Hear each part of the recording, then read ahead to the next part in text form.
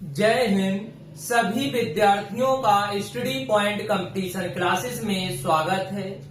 आज हम मौलिक अधिकारों में आगे पढ़ेंगे।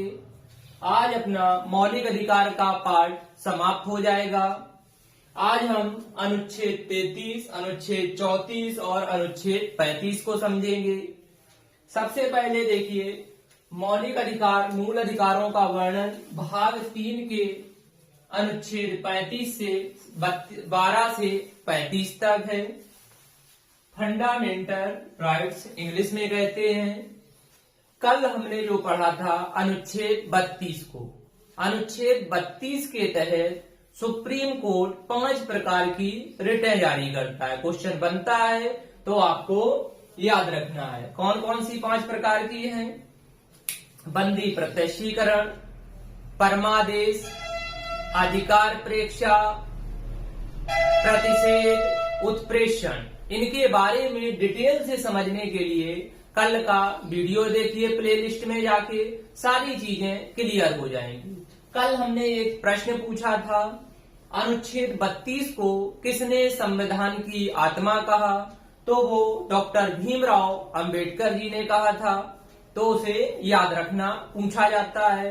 अब आज शुरू करते हैं अनुच्छेद 33 से। अनुच्छेद 33 में ध्यान दो, बहुत महत्वपूर्ण है। अभी तक जो हमने पढ़ाए हैं उससे मौलिक अधिकार कहां कहां से आपको किस प्रकार से मिले हुए हैं, किस प्रकार से स्वतंत्रता मिली हुई है। अब उसमें कुछ प्रतिबंध लगाने की बात है, क्योंकि सभी छूट कहीं ना कहीं प्रतिबंध लगाना होता है। तो अब देखते हैं संविधान निर्माताओं ने कहां और किसे प्रतिबंध लगाने की बात कही है। सबसे पहले अनुच्छेद 33। इस अनुच्छेद के तहत मौलिक अधिकारों को सीमित किया गया है। आप बोर्ड में देख रहे हैं, अनुच्छेद 33 के तहत मौलिक अधिकारों को सीमित किया गया है। कहां कहां सीमित किया गया है? जैसे सेना के लिए है, जैसे अपन लोग स्वतंत्र बोलने के लिए, बैठने के लिए कहीं भी, तो सेना में जो काम कर रहे हैं वो इस प्रकार से स्वतंत्र नहीं है। इसके बाद मीडिया को भी जगह जगह पर पूरी स्वतंत्रता नहीं मिली, क्योंकि जितना हम बोल पाते हैं उतना ही मीडिया, जितना आप सब लोग बराबर ही बोलते हैं। इसलिए मीडिया को कहीं कहीं प्रतिबंधित भी किया जा सकता है। जैसे मुंबई अटैक हुआ था, गुजरात के दंगे हुए थे, ऐसी घटनाओं में मीडिया को प्रतिबंधित किया जा सकता है। आगे कोई घटना होगी, गुप्तचर संस्थाएं हैं, उनको भी प्रतिबंधित किया जाता है कि वो कुछ भी ना मीडिया के सामने बोल दे।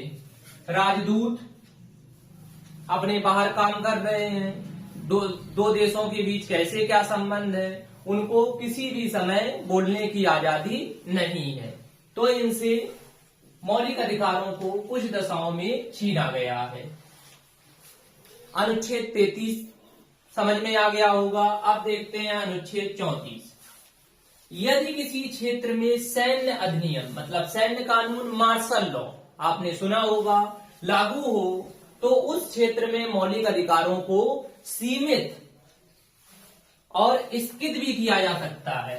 सीमित भी कर सकते हैं आपके मौलिक अधिकार और स्थगित भी कर सकते हैं। अब इस कानून के तहत सैन्य बलों को, चाहे वो केंद्रीय बल हो, डिफेंस हो या अर्धसैनिक बल हो, उन्हें तलाशी लेने का अधिकार मिल जाता है जहां पर सैन्य कानून लागू हो। और उस क्षेत्र में लोगों की आवागमन पर भी रोक लगा सकते हैं। तो याद रखना है, उन्हें अनुच्छेद 34 के तहत ये पावर मिली हुई है।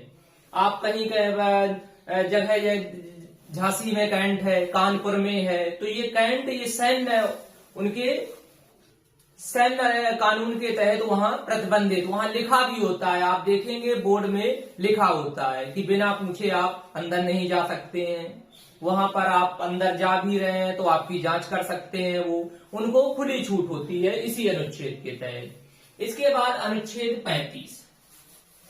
अनुच्छेद 35 में संसद मूल अधिकारों को शक्तिशाली बनाने के लिए, कमजोर करने के लिए नहीं, शक्तिशाली। तो संसद मूल अधिकारों को शक्तिशाली बनाने के लिए समय समय पे कानून बना सकती है। तो ये संसद को पावर मिली हुई है कि मूल अधिकार, मौलिक अधिकारों को शक्तिशाली, प्रभावी बनाने के लिए, ना कि कमजोर करने के लिए। कमजोर करने के लिए संसद के पास शक्ति नहीं है, जबकि शक्तिशाली, उनको जितना शक्तिशाली है और शक्तिशाली बनाने के लिए उस पर कानून बना सकती है। ये अनुच्छेद 35 में संसद को अधिकार मिला हुआ है। तो अनुच्छेद 33 में क्या बताया गया है? इस अनुच्छेद के तहत कुछ मौलिक अधिकारों को कुछ लोगों के सीमित किए गए हैं, जैसे सेना के लिए है, गुप्तचर संस्थाओं के लिए है, मीडिया के लिए है, राजदूत के लिए है। इनके मौलिक अधिकारों को सीमित करती है अनुच्छेद 33। इसके बाद 34 में क्या कहा गया है? जिस क्षेत्र में सैन्य कानून, मार्शल लॉ लागू हो, वहां पर भी लोगों के मौलिक अधिकार, मूल अधिकार सीमित हो जाते हैं। जो सैन्य बल है उनको आपकी जांच करने का अधिकार मिल जाता है, आपको वहां जाने से रोकने का अधिकार मिल जाता है। इसके बाद 35 में कहा गया है संसद मौलिक अधिकारों को शक्तिशाली बनाने के लिए समय समय पे कानून बना सकती है। ये आज का आपका हो गया, अच्छे से समझ में भी आ गया होगा। अब हम एक प्रश्न लेते हैं, उसका आपको कमेंट में आंसर देना है। आपको बताना है आपातकाल के समय किन अनुच्छेदों को प्रतिबंधित नहीं किया जा सकता है। ये आपको कमेंट में आंसर बताना है। आज के लिए इतना ही। अगले वीडियो में आप पढ़ेंगे नीति निर्देशक तत्व, डीपीएसपी। मौलिक अधिकार बहुत अच्छे से समझ में आए होंगे। आप लोग कमेंट में बताएंगे कितना समझ में आया और कहाँ दिक्कत हुई, कहाँ कम समझ में आया, उसे हम दोबारा से बता देंगे। आज के लिए इतना ही। Thank you.